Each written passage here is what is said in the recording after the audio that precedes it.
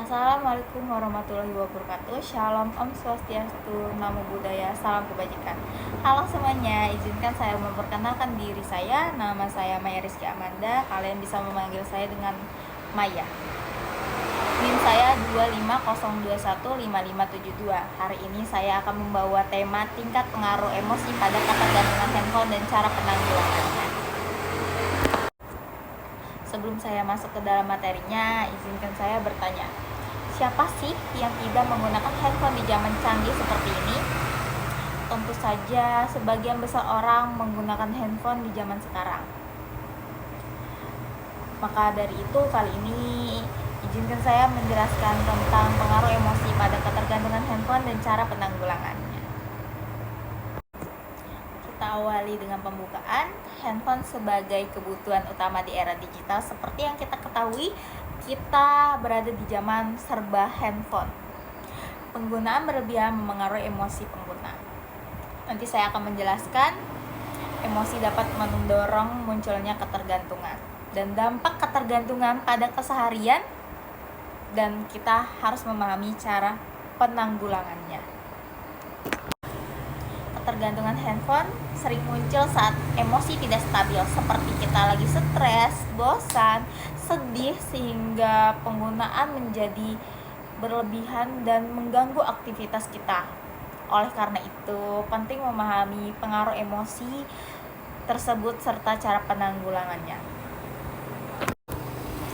Saya menemukan 4 faktor penyebab.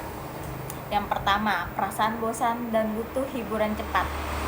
Seperti yang kita ketahui, kita membutuhkan hiburan secara instan, pastinya melalui handphone. Entah kita membukai aplikasi Instagram, WhatsApp, atau TikTok, YouTube, dan lain sebagainya.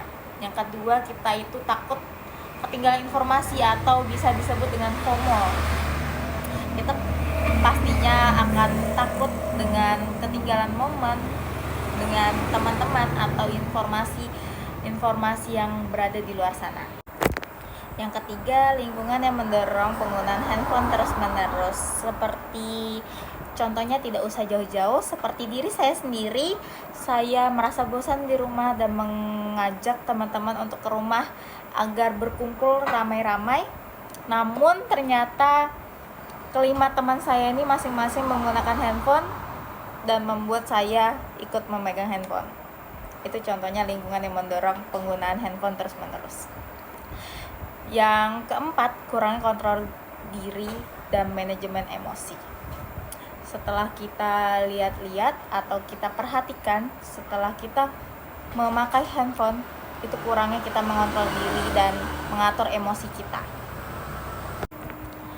Ada 5 dampak ketika kita terlalu bergantungan kepada handphone. Yang pertama, menurunnya konsentrasi dan fokus. Yang kedua, gangguan tidur setelah kita main handphone berjam-jam sampai larut malam agar kita bisa begadang. Itu membuat kita istirahat kita terganggu ya teman-teman. Yang ketiga, emosi tidak stabil. Tentu saja seperti yang saya katakan tadi, ketika kita main handphone berlebihan membuat kita emosi kita tidak stabil, seperti cemas, gelisah, mudah marah, seperti itu. Yang keempat, produktivitas menurun. Ketika kita mau olahraga, kita masih main handphone, itu membuat kita menunda-nunda kegiatan kita. Yang terakhir itu interaksi sosial berkurang. Karena keseringan kita menggunakan handphone, kita menjadi malas untuk bertemu orang, kita jadi malas untuk ngobrol sama orang. Setelah saya telusuri, ada 4 solusi. Yang pertama itu lakukan aktivitas tanpa HP. Kita harus membiasakan diri tanpa menggunakan handphone. Mungkin di awal-awal atau seminggu pertama itu sangat berat ya teman-teman, tapi cobalah membiasakan diri seminggu sampai sebulan aja, itu pasti akan mulai terbiasa.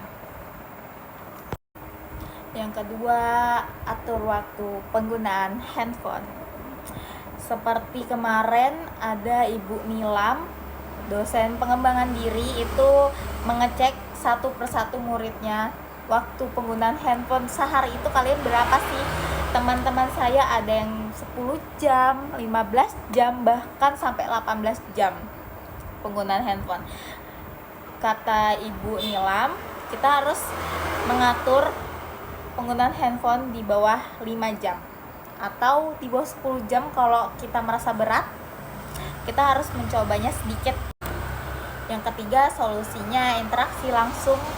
Kita harus bertemu dengan teman atau kerabat atau orang-orang sekitar kita untuk berinteraksi langsung tanpa menggunakan handphone. Dan yang terakhir, keempat, jauhkan HP saat tidur. Itu menurut saya pribadi itu sangat ampuh sih. Jangan menaruh handphone di samping bantal, samping tempat tidur, kita taruh di jauh karena membuat kita tidak bisa tidur. Kalau kita nggak bisa tidur, kita pasti buka handphone atau bangun pagi pasti mencarinya handphone. Itu harus membiasakan diri sih untuk jauhkan HP saat kita tidur. Kesimpulan yang bisa saya dapatkan di presentasi kali ini, yang pertama, solusi sederhana dan konsisten membantu membangun penggunaan handphone yang lebih sehat. Yang kedua, ketergantungan handphone dipicu oleh kondisi emosi. Yang ketiga, dampaknya mengganggu fokus, kesehatan, dan hubungan sosial. Yang terakhir, pengelolaan emosi dan pembatasan penggunaan menjadi kunci penanggulangannya. Yang terakhir, ada pertanyaan?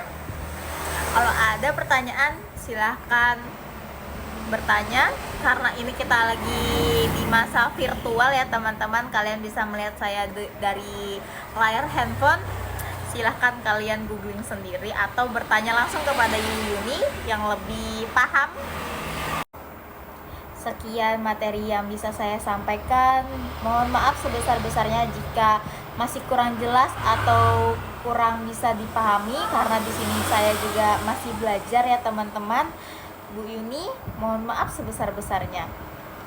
Mungkin menurut Bu Yuni 10 menit adalah waktu yang sangat singkat untuk menjelaskan sesuatu atau untuk presentasi, tapi menurut saya ini mungkin sudah cukup ya Ibu.